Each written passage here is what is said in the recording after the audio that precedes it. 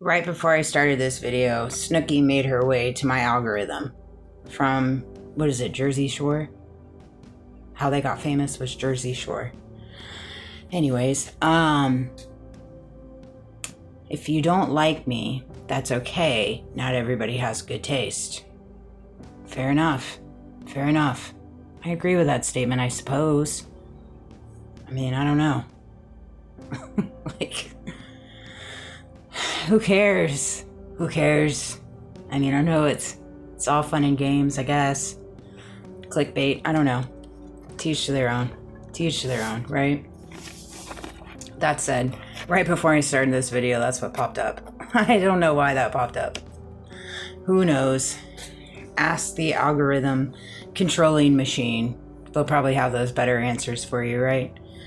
Golly, I work today. Whew, super busy, but man, I see a lot of public service announcements, PSAs, and I have one as well. I do indeed. What is such a pet peeve for me, and again, I'm talking on behalf of myself, okay? Pet peeve for me, for moi, okay?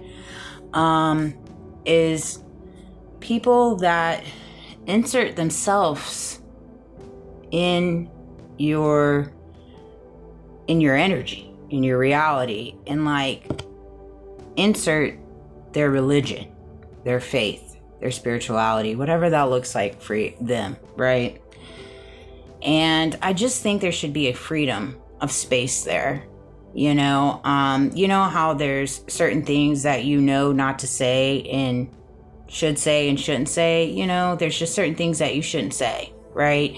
When it comes to inappropriate conversations, inappropriate questions that you ask, people just passing through, or even friends when it comes to like inappropriate conversations with their relationship, inappropriate conversations with their spouses, things like that. Like, these are just questions not to ask. Like, for example, how's your love life? Like, generally you shouldn't ask that. That's kind of an inappropriate question. It's kind of presumptuous, right? And so these are questions we all generally know we shouldn't ask. And I feel like speaking to people in reference to their faith and their religious beliefs and their spirituality, unless they ask for it, that's a different thing. But don't insert yourself in that. Don't pressure it. And I only say that because I feel as though we're kind of on the cusp of so many people feeling as though they have been in a position or elected to be put in a position to go out into this world and tell people how they have to walk by faith. And what religion looks like, and this is how you have to act. And if you go to church on a Sunday, then you're all good in the hood, right? And this is your way to eternal happiness. And if you want eternal happiness, this is how you need to do it. This is how you need to act. You need to check these elected boxes, and we're going to tell you how to act. And this is the faith you should carry, and I just feel like we're really, really dancing on a level here where these types of things should be inappropriate in my world, because faith in religion and spirituality is all based off your individual connection with God and Jesus and the Holy Spirit and the Christ conscience that resides inside of you, the divine, the Most High. It's all individual to you. So if it's all individual to you, how are people outside of you going to tell you how it should be? If it's individualized, how? I mean, we have to land on that answer, and there isn't an answer. There's not an answer to that. And it's a plausible question. And so this is what frustrates me sometimes, is because in the last 15 years of my life, I have found myself where I've had so many different types of genres of faithful people and very prominent in different religious groups, all very different. And it's like they want to steer you this way. They want to steer you this way. And this is what you have to look like. And this is how you have to believe. And this is what your faith needs to look like. And it's like, no, I've found my eternal happiness within me, because I know what resides inside of me. which is a Christ conscience, which is the Holy Spirit, which is all over in the Bible, right? And when you go through your spiritual awakening, you go through your dark shadows, and you walk through the pits of HELL, and you look Satan in his face, and you're like, bro, I'm going to come and dance with you. And I'm going to learn everything about myself to where I don't end up acting like you, right? And see, this is where they want to take control of your mind in different ways.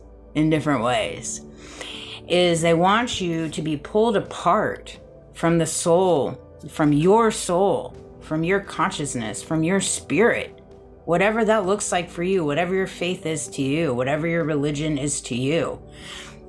At the end of the day, it all lands on the same. It lands on the same. But it's individualized to you. It's individualized to you. And it's frustrating to me when people go out of their way to insert themselves in your world, because Lord knows it's a freaking Truman Show. Obviously, there's a lot of people making a lot of money, and I want that for them. Okay?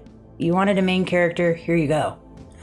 But it's just one of those things. And the inappropriateness is just gotten out of control.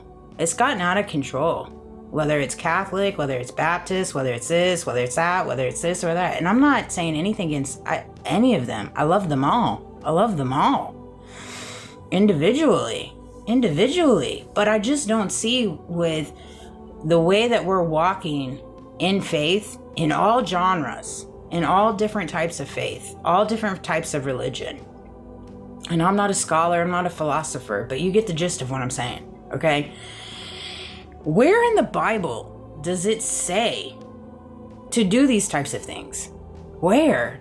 To me, I believe the biggest thing that God wanted us to do is move by example, move by our fruits that He blesses us with and what we choose to do with them, right? You don't go into the world and tell people what they do and what they need to believe and what they need to think and how they need to feel and how they need to operate. You don't do that. You move by the example and showing what God did to you or in your life, how He touched your heart and how it changed your world, how you blossomed into the person you were designed to be when you grew a strong connection with God.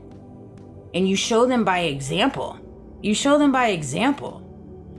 And I just feel like we're losing sight of that. And just so many different comments and different side conversations and things that I picked up on today. It's just crazy. It's absolutely crazy. Obviously, there's a religious aspect to this whole making of my life. Clearly, that goes without saying. Sure, we can tag secret society. We can tag cult into it. That's fine. We can tag a military presence. That's cool too. That's absolutely cool too. But at the end of the day, it makes no difference because everything has been designed for this very moment, for me to make this very video for you to take away with what resonates and leave the rest and find your individual connection within yourself and become who you're called to be. Not go into the world and tell the world who they're called to be. Become who you're supposed to be called to be. And move in purpose. Move in humility. Move in humbleness. Don't go out there and hand out humble pies. In the dark. Don't judge from the back instead of the front. Don't judge from the sidelines while you throw stones and hide your hands. Don't do that neither and think that they're not going to swip around. You don't think God's sitting back and watching, especially if you have a connection with God. You should know that. And so this is what's so trippy to me. And then don't go into the world and put a false mask on and think you're super duper happy when clearly you're not.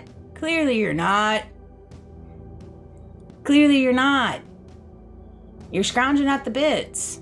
Because if you weren't scrounging at the bits, you wouldn't be too worried about everything going on. You'd be focused on your purpose. You'd be focused on your path, touching everybody the way that you can, moving by example.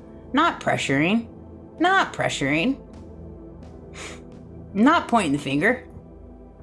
You can't do that. It's not right. People move and operate in what they do based off what they've been through. And you don't know everybody's story, so don't pretend like you do.